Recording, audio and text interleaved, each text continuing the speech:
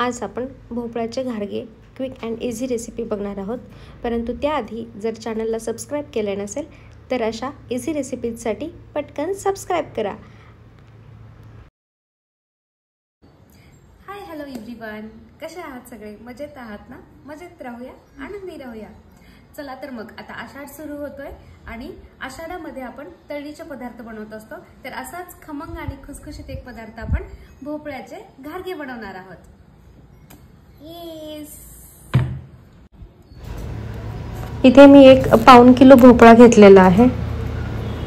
तो व्यवस्थित कट करून घ्यायचा। भोपळा कापून झाल्यानंतर आपल्याला ह्याच्यातल्या बिया काढून घ्यायच्या आहेत। चला तर आता ह्याच्यातल्या आपण सर्व बिया काढून घेतलेल्या आहेत। आता आपण ह्याचा साल काढून घेऊया।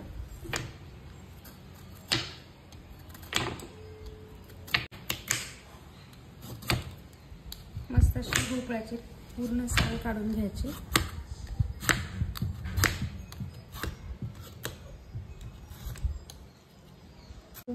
चला, आपल्या आतल्या बिया काढून झालेल्या आहेत आणि सालही काढून झाली आहे।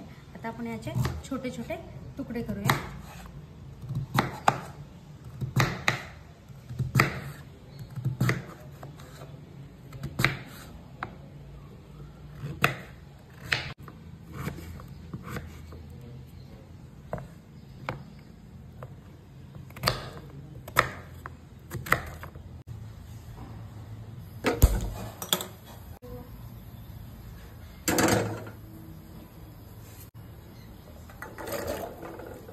त्याच्यात थोडं पाणी टाकलं होतं आपण आणि कट केलेला भोपळा ऍड केलेला आहे।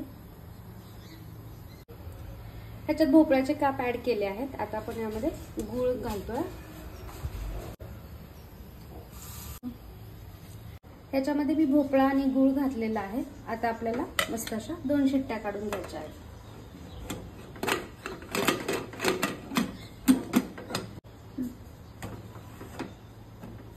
चला तर इथे आता मी गव्हाचं पीठ घेतले आहे 3 ते 4 वाटी आणि 1.5 वाटी मी बेसन पीठ घालते आहे आणि 1 ते 1.5 वाटी मी तांदळाचं पीठ घालते आहे। तांदळाच्या पीठाने खूप खुसखुशीतपणा येतो। गव्हाचं पीठ, तांदळाचं पीठ, बेसन घालून त्यावर चवीपुरतं मीठ घालून घ्यायचं।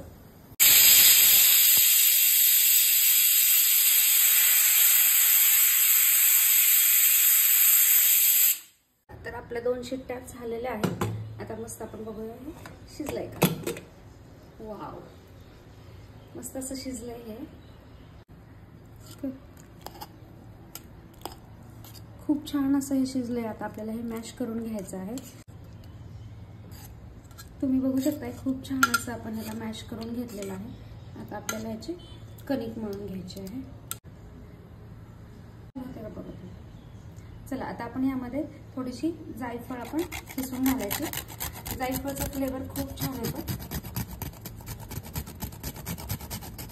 तर आता आपण हे जसं मिक्सरमध्ये या हळूहळू आपण हे घालून घेऊया।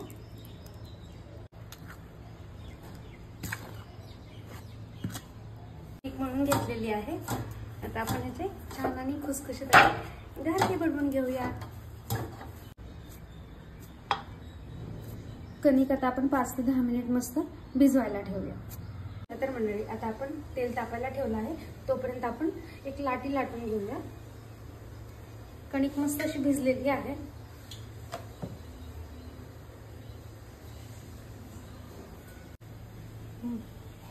चला तर आता आपण यावर थोडीशी खसखस टाकून घेऊया। तुमच्याकडे असेल तर ऍड करा, नसेल तरी चालेल।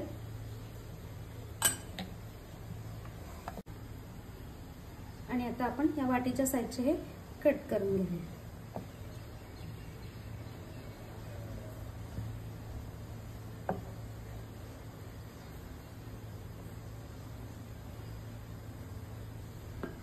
आपले घारगे बनवून तयार आहेत। तेलही तोपर्यंत मीडियम आचेवर आपलं तापलेलं आहे। आता आपण हे तळून घेऊया।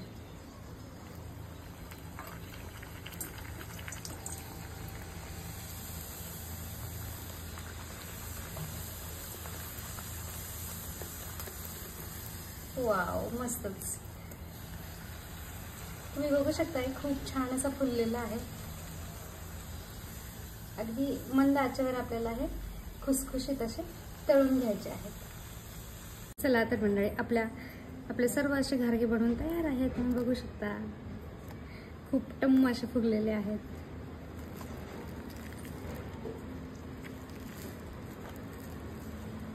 खाऊन बघूया।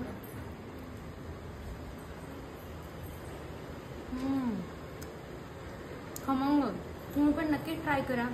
आणि चला तर मग चॅनलला लवकर सबस्क्राईब करा।